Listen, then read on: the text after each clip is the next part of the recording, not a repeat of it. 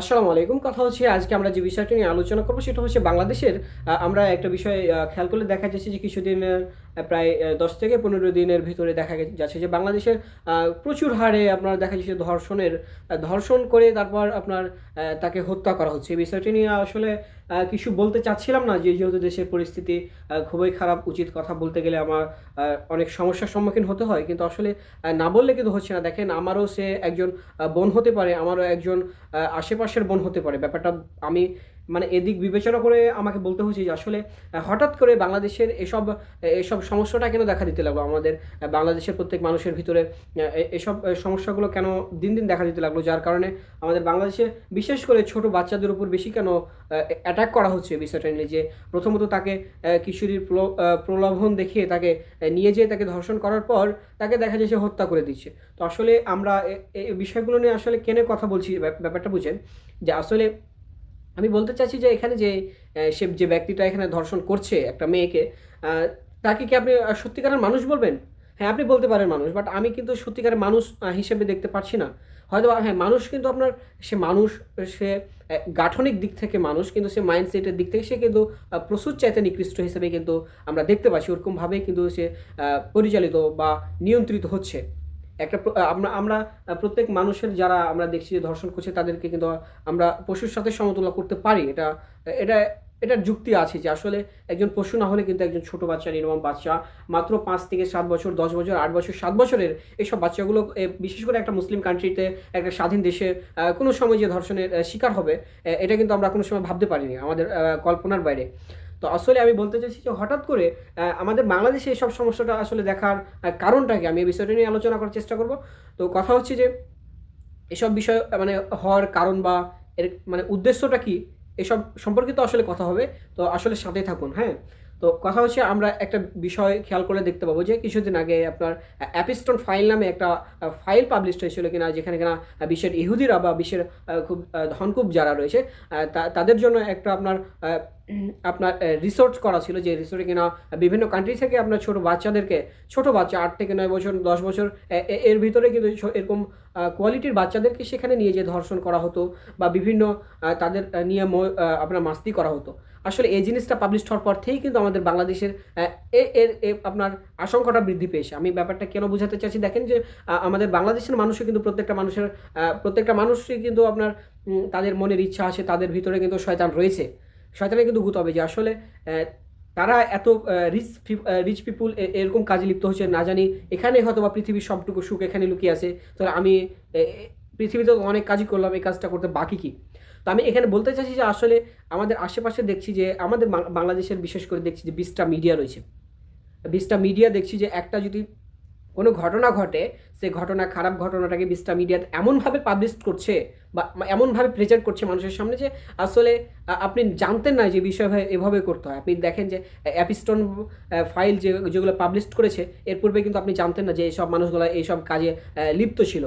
সেমভাবে আপনি যেহেতু জানলেন যে আসলে ছোট বাচ্চাদেরকে এভাবে এরকম কোয়ালিটির বাচ্চাদেরকে ধর্ষণ করে তারা, এবং তাদের ওখান থেকে কিন্তু উৎপত্তি। আমি বোঝাতে চাচ্ছি কি আপনি বুঝেন যে আমি বলতে চাচ্ছি যে আমাদের বাংলাদেশে এসব কিছু মানে বৃদ্ধি পাওয়ার একমাত্র কারণ যে আমাদের বাংলাদেশে বেশি আপনার দেখেন একটা শিশু ধর্ষণ হলে বিশেষ করে ২০ টা মিডিয়া নিউজ করে, যেটা কিনা আমার মতো ছোট বাচ্চা বা আমার মতো মানে আমার ছোট যারা শিশু রয়েছে তারা কিন্তু বুঝবে না। কিন্তু তারাও যখন আস্তে, আস্তে বড় হবে, মোবাইলটা কাছে নিবে এবং মোবাইলটা পাশে পাবে, যখন এসব নিউজগুলা দেখবে, তখন সেও কিন্তু একটা প্রস্তুত মনে প্রিপারেশন নিবে যে আসলে এটা থেকে এটা হয়, এরকম থেকে এরকম হয়। মানে আমি বলতে চাচ্ছি যে ধর্ষণটা এরকম করতে হয়, ধর্ষণ করে দেওয়ার পর তাকে আমি যেন আমাকে সে দোষারোপ করতে না পারে, সেজন্য আমি তাকে হত্যা করব।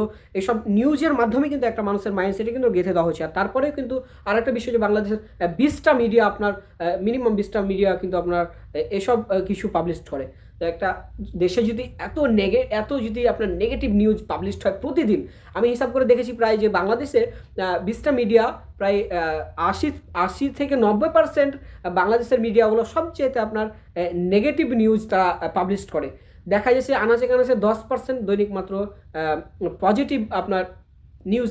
তো এখানে আমি বলতে চাচ্ছি যে আসলে যে আমাদের বাংলাদেশে যদি প্রত্যেকদিন ধরেন একটা করে ধরেন যদি আপনার ধর্ষণ হয় বা একটা করে যদি খুন হয় বা প্রতিদিন যদি একদিন পরও হয়, যদি একটা মিডিয়া যদি একদিন পর বা প্রতিদিন নিউজ করে, মানুষের মাইন্ডে কিন্তু ধর্ষণ, খুন এগুলোই ঢুকছে। মানে ভাই আপনি একটু চিন্তা করেন, আপনি নিজেই চিন্তা করেন যে আপনি প্রত্যেকটা দিনই আপনি শুনছেন যে অমুক জায়গাতে অমুক হচ্ছে, অমুক জায়গাতে অমুক হচ্ছে, অমুক জায়গাতে চাঁদাবাজি হচ্ছে, অমুক জায়গাতে দুর্নীতি হচ্ছে, অমুক জায়গাতে অমুক মেয়েকে, এত ছোট বাচ্চাকে ধর্ষণ করা হয়েছে, ধর্ষণের পর মৃত্যু হয়েছে।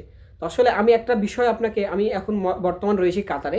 আমি এখানে কাতারে, আপনারা জানেন যে একটা ইন্টারন্যাশনাল তাদের চ্যানেল রয়েছে আল জাজিরা টেলিভিশন। তারা কিন্তু, আমি একটা বিষয় খুব সুন্দরভাবে দেখছি যে তাদের কাতারে যদি কোনো অ্যাক্সিডেন্ট হয় বা বিভিন্ন সমস্যার সম্মুখীন হয়, এসব নিউজ তারা পাবলিশ করে না। তারা পাবলিশ করে যেসবটুকু প্রয়োজন, সর্বোচ্চ নিম্ন মানে সবচেয়ে ছাঁটাই বাছাই করে সারমর্মটুকু ছাড়ে, সব কিছু অ্যানালিসিস করে বিশ্বের দরবারে বা দেশের মানুষকে জানায় না আসলে। কিন্তু সে মিডিয়ায় কিন্তু আপনার গ্লোবালি সবার নিউজ প্রেজেন্ট করে, কিন্তু নিজের দেশের কিছু আপনার বেশি যেগুলো গুরুত্বপূর্ণ খুবই, সেগুলো ছাড়া তারা কিন্তু নিউজ প্রেজেন্ট মানুষের সামনে নিউজ প্রেজেন্ট করে না। এবং আরেকটা বিষয় আমি খেয়াল করেছি যে তারা কিন্তু কোনো খারাপ কিছু বা আপনি দেখেন যে একটা মেয়ে যদি ধর্ষণ করে, মানে ধর্ষিত হয় একটা মেয়ে, সে মেয়েটারই ছবি নিয়ে আপনার আবার এখানে আপনার নিউজ করে দিচ্ছে, সে মেয়েটা কেমন অবস্থা আছে, সে মেয়েটা কীভাবে ধর্ষণ করে, এসব নিউজও তারা পাবলিশ করে দিচ্ছে। কেন? আপনি এই নিউজটা পাশে রেখে, কারণ আপনি হেডলাইনে বলে দিলে তো হয়ে যায়, আপনি সেটাকে নিয়ে তদন্ত করে আপনি সেটাকে নিয়ে বিশ্লেষণ করছেন, এমনভাবে আপনি উপস্থাপন করছেন যে যারা নেক্সট জেনারেশন আছে আপনি তাদেরকে আপনি আসলে বিজ্ঞাপন করছেন। আপনি দেখেন যে আমরা যা দেখি তাই কিন্তু কিনি, আমরা যা দেখি তাই আমরা ব্যবহার করতে অভ্যস্ত। আমরা দেখি যে বাংলাদেশের প্রত্যেক মানুষ যে আপনার অভ্যাসের সাথে আপনার সম্পৃক্ত। আমরা জানি যে বাংলা ভাষা আমরা ছোটো থেকে অভ্যস্তর সাথে আপনার শিখাচ্ছি, সেজন্য আমাদেরকে বাংলা ভাষা অন্যভাবে প্রাইভেট কোচিং বা স্কুল কলেজের মাধ্যমে আমাদেরকে শিখতে হয় না। তো আমি বলতে চাচ্ছি যে এখানে কিন্তু আমি বলতে চাই যে প্রতিদিন যদি 80 থেকে 90% আপনার নিউজ যদি আপনার নেগেটিভ নিউজ হয়, তাহলে একটা দেশ কোনো সময় আপনার সুন্দরভাবে পরিচালিত করা সম্ভব নয়। কেননা আপনি দেখেন যে মানুষ কিন্তু যা দেখে তাই কিনে। আপনাকে কিছুক্ষণ আগে বললাম কেন কিনে। দেখেন, বাংলাদেশের সবচেয়ে সেল বেশি হয় সেই কোম্পানি, যে কোম্পানি টিভি চ্যানেলে বেশি বিজ্ঞাপন করে। যে কোম্পানিগুলো জীবনে বিজ্ঞাপনে আসেনি সেই কোম্পানিগুলো কিন্তু সেই কোম্পানির সেলস কিন্তু খুবই কম। যে কোম্পানির আপনার সেলস বেশি সেই কোম্পানিকে দেখবেন যে বিভিন্ন জায়গাতে তাদের বিজ্ঞাপন রয়েছে। তো সেমভাবে আপনি যদি এই ধর্ষণের ব্যাপারটাকে, খুনের ব্যাপারটাকে, চাঁদাবাজির ব্যাপারটাকে, তারপর খুনের ব্যাপারটাকে আপনি এভাবে মিডিয়া দিয়ে আপনি পাবলিশ করেন, প্রতিদিন 20টা মিডিয়া থেকে আপনি যদি পাবলিশ করেন, তাহলে যেটা আপনি এই ধর্ষণের বিজ্ঞাপন করছেন। আপনি হয়তো, আমি আপনাকে বুঝাতে পারি, আমার ছোট্ট নলেজে হয়তো আপনাকে বুঝাতে পারি, আপনি মিডিয়ার মাধ্যমে আপনি এসব কিছু আপনি কিন্তু বিজ্ঞাপন করে আরও জানাচ্ছেন যে কীভাবে ধর্ষণ করতে হয়, ধর্ষণের পর কী হয়, তারপর কী হয়, তারপর কি, আপনি সব স্টেপ সেখানে আপনি জানিয়ে দিচ্ছেন। তাহলে আপনি এখানে দেখা যাচ্ছে যে আপনি এই জেনারেশন তো ধ্বংস হচ্ছে, মানে এরপর থেকে যত জেনারেশন আসবে সব জেনারেশনই কিন্তু আপনার এই ধর্ষণের জন্য প্রস্তুত করে দিচ্ছেন আপনি মিডিয়ার মাধ্যমে জানিয়ে।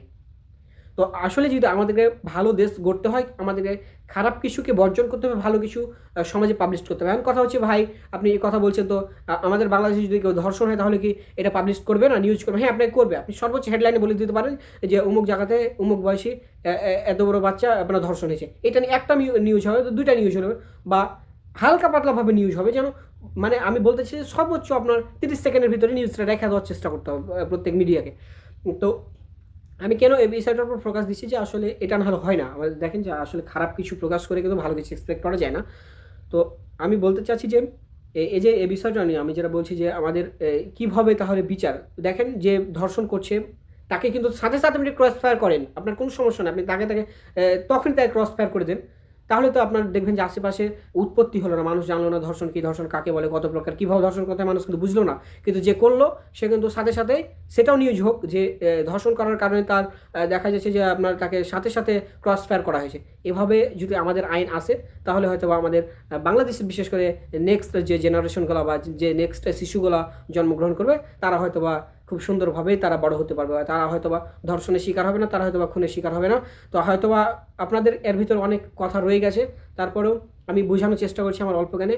সবাই ভালো থাকবেন, সুস্থ থাকবেন, সবাই খারাপ কিছুকে বয়কট করি, ভালো কিছু অ্যাকসেপ্ট করি, ভালো কিছু প্রচার করি, খারাপ কিছু বন্ধ করি। আসসালামু আলাইকুম, আল্লাহ হাফিজ।